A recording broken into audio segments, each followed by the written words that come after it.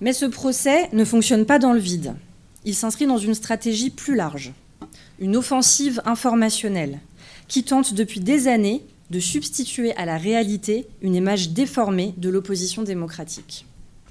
Et c'est ici qu'un événement récent est particulièrement révélateur.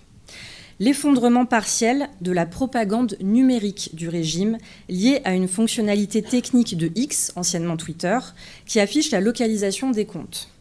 En quelques jours, des choses particulièrement gênantes sont apparues pour le régime.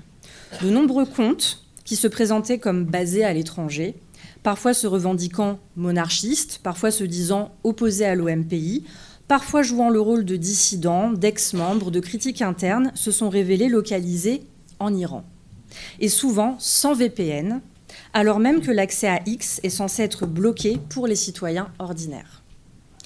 Que révèle cette incohérence ?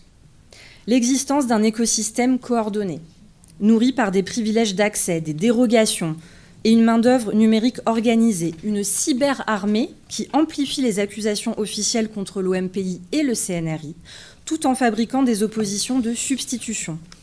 Car c'est bien cela le cœur de la méthode, créer des rivaux factices pour neutraliser ce que l'on craint réellement. Dans cet écosystème, on grossit artificiellement des courants sans implantation réelle. On recycle des réformateurs qui critiquent à la marge sans remettre en cause le système et on construit une illusion de pluralisme.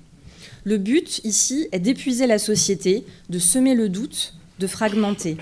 En résumé, si la République islamique ne peut pas empêcher l'idée d'une alternative, elle tente au moins d'empêcher l'idée d'une alternative crédible.